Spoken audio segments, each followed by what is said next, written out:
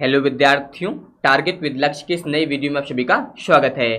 तो आज से जो है केमिस्ट्री का चैप्टर नंबर 6 यानी कि पी ब्लॉक के तत्व जो है स्टार्ट किया जा रहा है। तो आप लोग वीडियो को पूरा लास्ट तक देखिएगा, क्योंकि इस लेक्चर में जो है जितने भी बेसिक पॉइंट हैं वो सभी यहाँ पर कंप्लीट कराए जाएंगे। तो आप लोग वीडियो को पूरा लास्ट तक ज़रूर देखिएगा। इसके अलावा अगर आप हमारे चैनल पर नए आए हैं या अभी तक आपने चैनल को सब्सक्राइब नहीं किया है तो चैनल को सब्सक्राइब कर लीजिए। इसके अलावा नोटिफिकेशन बेल प्रेस कर लीजिए, जिससे जो भी वीडियो अपलोड होगा उसका नोटिफिकेशन आपके पास पहुंच जाएगा। तो यहाँ पर आपको पढ़ना है पी ब्लॉक के तत्व के बारे में। तो इसको समझने के लिए सबसे पहले आपको पता होना चाहिए दीर्घाकार आवर्त सारणी के बारे में। यहाँ पर पी ब्लॉक के लिए आपको पता होना चाहिए सबसे पहले दीर्घाकार आवर्त सारणी के बारे में।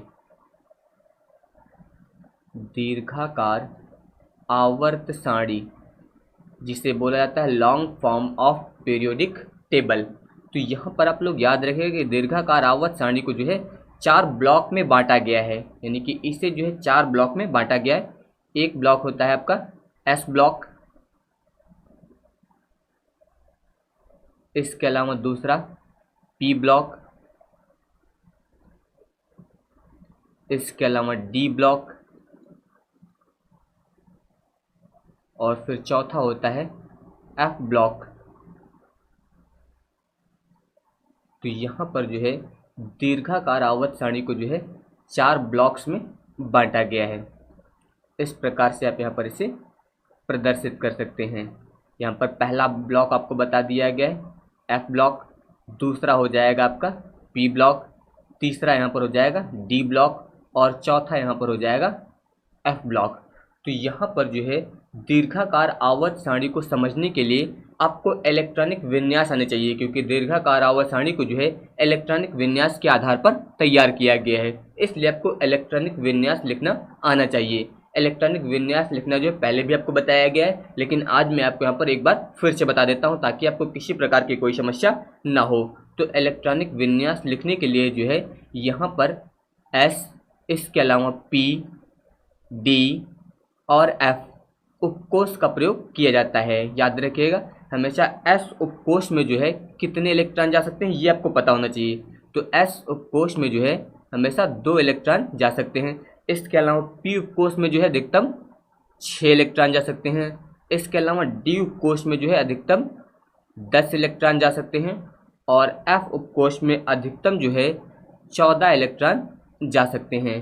तो ये आपको पता होना चाहिए यहाँ पर कि एस उपकोष में या फिर बोल सकते हैं एस कक्षक में अधिकतम 2 इलेक्ट्रॉन जा सकते हैं, पी उपकोष में अधिकतम 6 इलेक्ट्रॉन जा सकते हैं, और डी उपकोष में अधिकतम 10 इलेक्ट्रॉन, और एफ उपकोष में अधिकतम 14 इलेक्ट्रॉन जो है जा सकते हैं। तो अब इलेक्ट्रॉनिक विन्यास आप किस प्रकार से लिखेंगे, इसके लिए आपको ये ग्राफ पता होना चाहिए जो पहले भी आपको बताया जा चुका है। एक बार आप फिर से ध्यान दीजिए ग्राफ के लिए आपको कौन कौन से पॉइंट याद रखने हैं। सबसे पहले आप यहाँ पर लिखेंगे 1s, इसके बाद हो जाएगा 2s, फिर हो जाएगा 3s, इसके बाद 4s, फिर 5s, और इसके बाद 6s, और फिर लास्ट में आप लिख सकते हैं 7s। तो इस प्रकार ये ग्राफ की पहली लाइन हो गई। इसके बाद ध्यान दीजिए अगले स्टेप में क्या लिखना है आपको। अगले स्टेप में आप मेरे यहाँ पर लिखेंगे 2p, इसके बाद हो जाएगा 3p, फिर यहाँ पर हो जाएगा 4p, 5p, इसके बाद 6p, और फिर लास्ट में यहाँ पर हो जाएगा 7p। इस प्रकार से इसके बाद तीसरे स्टेप में क्या होगा, अब यहाँ पर आप लिखेंगे 3d, इसके बाद हो जाएगा 4d, 5d, फिर यहाँ पर हो जाएगा 6d, और फिर यहाँ पर हो जाएगा 7d। इस प्रकार से फिर इसके बाद आप यहाँ पर लिखेंगे 4f, इसके बाद हो जाएगा 5f, 6f, और इसके बाद आप यहाँ पर लिखेंगे 7f। इस प्रकार से तो अब ध्यान दीजिए आपको यहाँ पर किस प्रकार से इसका क्रम होना चाहिए। सबसे पहले यहाँ पर लिखा जाएगा आपका 1s, इसके बाद ध्यान दीजिए फिर अगला होगा यहाँ पर 2s। इसी प्रकार से आपको समांतर लाइनें बनानी है। यहाँ पर ध्यान दीजिए इसके बाद हो जाएगा 2p, फिर उसके बाद 3s, इसके बाद ये होगा, इसके बाद इस प्रकार से, फिर यहाँ पर आ जाएगा इस प्रकार से, इसके बाद ये हो जाएगा, फिर इस प्रकार से, इसके बाद ये होगा, और फिर लास्ट में ये हो जाएगा। यानी कि ये क्रम आपको याद रखना है। सबसे पहले 1s, इसके बाद 2s, फिर इसके बाद क्या होगा 2p, इसके बाद 3s, फिर होगा 3p, इसके बाद 4s, फिर इसके बाद 3d, फिर 4p, इसके बाद 5s। इस क्रम में आपको यहाँ पर इलेक्ट्रॉनिक विन्यास लिखना है। तो अब ध्यान दीजिए आप इलेक्ट्रॉनिक विन्यास जो किस प्रकार से लिखेंगे, इसके लिए ध्यान दीजिए। जैसे कि मान लीजिए यहाँ पर कोई तत्व ले लिया जाए, मान लीजिए यहाँ पर ले लिया गया बोरान यानी कि B। तो बोरान का आपको एटॉमिक नंबर पता होना चाहिए, तो इसका एटॉमिक नंबर होता है 5, ये आप लोग याद रखेंगे। तो अब ध्यान दीजिए इसका आप यहाँ पर इलेक्ट्रॉनिक विन्यास किस प्रकार से लिखेंगे। तो सबसे पहले ध्यान दीजिए यहाँ पर 1s, पहला इलेक्ट्रॉन जो कहाँ पर जाएगा 1s में जाएगा, और s में अधिकतम कितने इलेक्ट्रॉन जा सकते हैं, 2 इलेक्ट्रॉन जा सकते हैं, ये आपको बताया गया। तो यहाँ पर हो जाएगा 1s2, इस प्रकार से इतना होगा। अब इसके बाद ध्यान दीजिए अगला किस में जाएगा 2s में जाएगा, तो यहाँ पर आप लिखेंगे 2s, s में कितने इलेक्ट्रॉन अधिकतम जा सकते हैं 2, तो यहाँ पर ध्यान दीजिए 2 और 2 4 इलेक्ट्रॉन हो चुके हैं। अभी यहाँ पर एक इलेक्ट्रॉन बचा हुआ है, तो वो किस में जाएगा p में जाएगा, तो यहाँ पर आप लिख सकते हैं 2p और यहाँ पर अब हो जाएगा 1, इस प्रकार से। तो यहाँ पर इस प्रकार से आपको इलेक्ट्रॉनिक विन्यास करना है। इसी प्रकार एक और ध्यान दीजिए, जैसे कि मान लीजिए यहाँ पर हम लोग ले लेते हैं सोडियम यानी कि Na, तो यहाँ पर इसका एटॉमिक नंबर आपको पता होना चाहिए। सोडियम का एटॉमिक नंबर होता है 11 यानी कि 11। अब आपको इसका इलेक्ट्रॉनिक विन्यास लिखना है, तो ध्यान दीजिए सबसे पहले इलेक्ट्रॉन के उपकोष में जाएगा s उपकोष में, तो यहाँ पर आप लिखेंगे 1s, इसमें कितने इलेक्ट्रॉन अधिकतम जा सकते हैं 2, तो यहाँ पर हो जाएगा 2, इस प्रकार से। इसके बाद फिर किस में जाएगा 2s में, तो यहाँ पर हो जाएगा 2s, इसमें भी अधिकतम कितने इलेक्ट्रॉन जा सकते हैं 2, इतना हो जाएगा।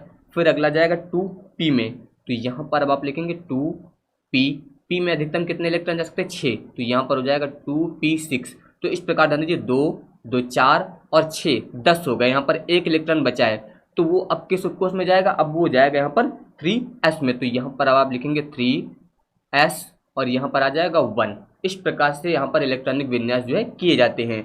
अब यहाँ पर आपको एक पॉइंट और भी पता होना चाहिए, यहाँ पर आपको देखना है इलेक्ट्रॉनिक विन्यास करने पर अंतिम इलेक्ट्रॉन किस उपकोष में जा रहा है। जैसे कि यहाँ पर ये बोरान का इलेक्ट्रॉनिक विन्यास किया गया, तो इसमें अंतिम इलेक्ट्रॉन जो जा रहा था वो p उपकोष में जा रहा है, तो अंतिम इलेक्ट्रॉन जिस उपकोष में जाएगा वो तत्व जो है उस ब्लॉक का तत्व होगा। जैसे ये p उपकोष में जा रहा है, तो इसका मतलब बोरान जो है ये p ब्लॉक का तत्व है, यानी कि ये किस ब्लॉक का तत्व है, ये यहाँ पर जो है p ब्लॉक का तत्व है, यही इसकी पहचान होती है।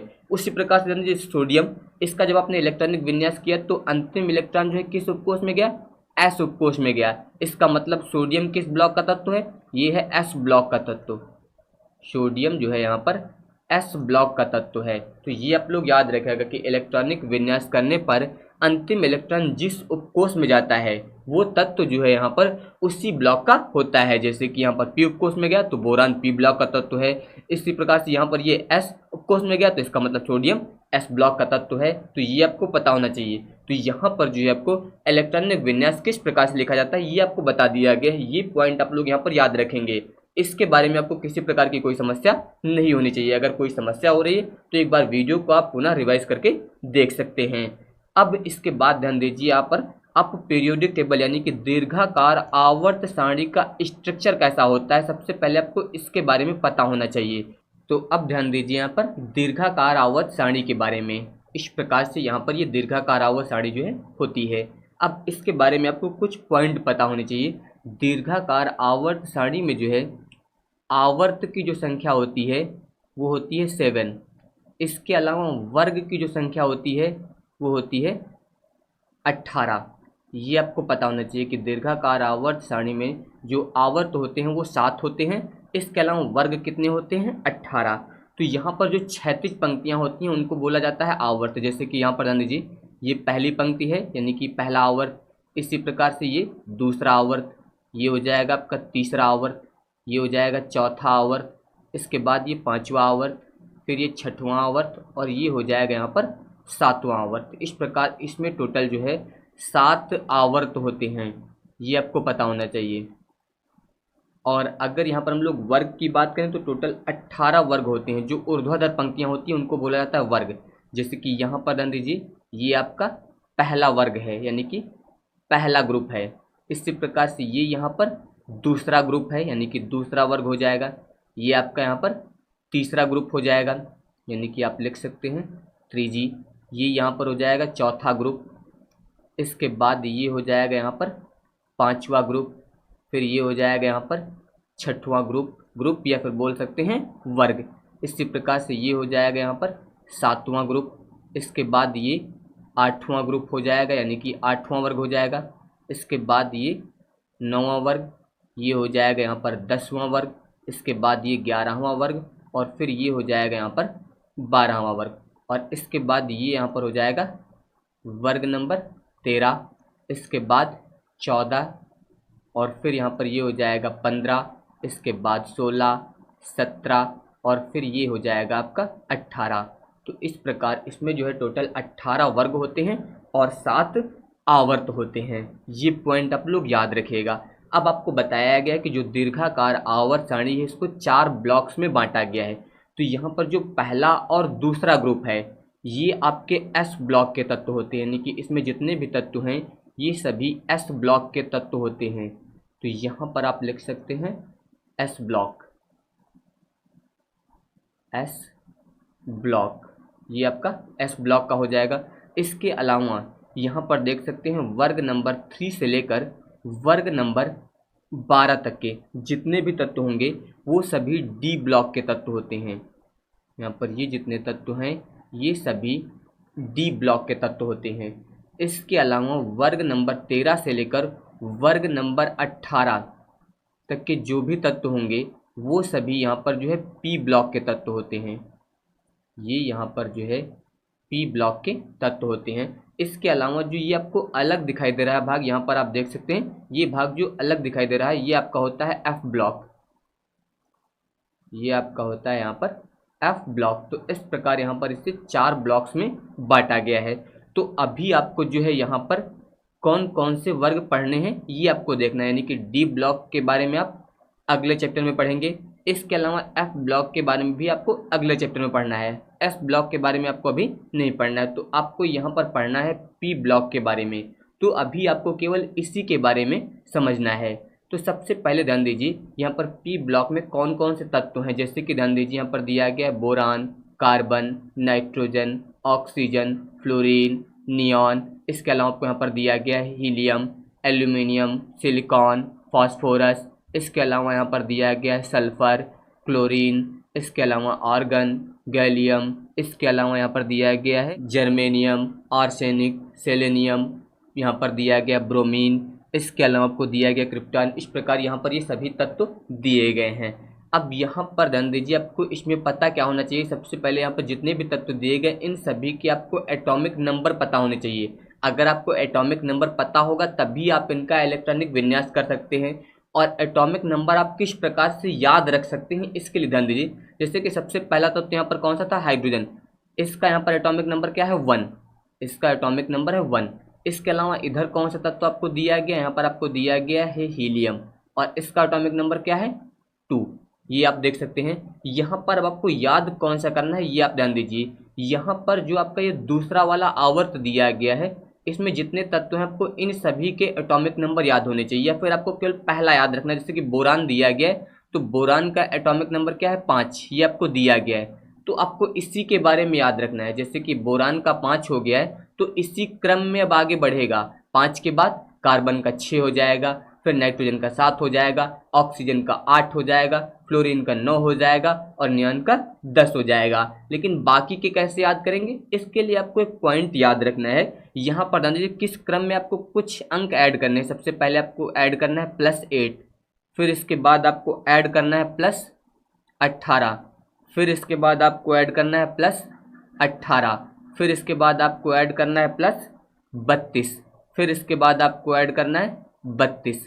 अगर इस क्रम में आप ऐड करते जाएंगे तो यहाँ पर फिर आपको सभी के जो है एटॉमिक नंबर मिल जाएंगे और आपको किसी प्रकार की कोई समस्या नहीं होगी। जैसे कि यहाँ पर धन बोरान दिया गया, बोरान का क्या है यहाँ पर एटॉमिक नंबर 5। अब आपको एल्यूमिनियम का पता करना है तो एल्यूमिनियम का पता करने के लिए आपको सीधे इसमें 8 जो है ऐड कर देना है। जब आप 8 इसमें ऐड कर देंगे तो 8 और 5 मिलके कितना हो जाएगा, 13। बस आपको इसका यहाँ पर एटॉमिक नंबर पता चल जाएगा। उसी क्रम में आप आगे आ जाइए। यहाँ पर गैलियम का देखना है आपको। अब आपको कितना ऐड करना है इसमें, 18। जब आप इसमें 18 ऐड कर देंगे 13 में तो कितना हो जाएगा, 31। आपको इसका एटॉमिक नंबर मिल जाएगा। इसी प्रकार से दिया गया इंडियम, तो यहाँ पर ध्यान दीजिए इसमें आपको कितना ऐड करना है, फिर से 18, यानी कि जो 31 था इसमें आप 18 ऐड कर दीजिए तो कितना हो जाएगा, 49। इसका आपको एटॉमिक नंबर मिल जाएगा। इसी प्रकार से यहाँ पर अगला दिया गया है, इसमें आपको कितना ऐड करना है 32, यानी कि जो 49 आया इसमें जब आप 32 ऐड कर देंगे तो यहाँ पर अगला एटॉमिक नंबर मिल जाएगा आपको 81। इसी क्रम में फिर आप अगला यहाँ पर ऐड कर देंगे 32 तो आपको अगला मिल जाएगा 113। इसी क्रम में आपको ऐड करना है, बस आपको पहला पता होना चाहिए, उसके बाद वाले में कितना ऐड कर देना 8, फिर उसके बाद 18, फिर उसके बाद 18, फिर उसके बाद 32 और फिर लास्ट में 32 ऐड कर देंगे तो सबसे लास्ट वाले का एटॉमिक नंबर मिल जाएगा। इसी क्रम में आप सबके एटॉमिक नंबर ज्ञात कर सकते हैं। जैसे कार्बन है, कार्बन का आपको पता है 6, अब इसमें जब आप 8 ऐड कर देंगे तो आपको यहाँ पर सिलिकॉन का मिल जाएगा यानी कि 14। जब आप इसमें 18 ऐड कर देंगे तो यहाँ पर आपको जर्मेनियम का मिल जाएगा यानी कि 32। जब आप इसमें फिर से यहाँ पर 18 ऐड कर देंगे तो आपको यहाँ पर टिन का मिल जाएगा यानी कि 50। जब आप इसमें फिर से 32 ऐड कर देंगे तो आपको यहाँ पर लेड का मिल जाएगा यानी कि 82। इसी प्रकार से आप इसमें फिर से जब 32 ऐड कर देंगे तो आपको अगले का मिल जाएगा 114। इस क्रम में जो है आप यहाँ पर एटॉमिक नंबर सबके ज्ञात कर सकते हैं। बस आपको ये क्रम याद रखना है, सबसे पहले आपको 8 जोड़ना है, फिर 18 जोड़ना है, फिर 18 जोड़ना है, उसके बाद 32 और फिर लास्ट में 32। तो इस प्रकार जो आप इन सभी के एटॉमिक नंबर आप यहाँ पर ज्ञात कर सकते हैं।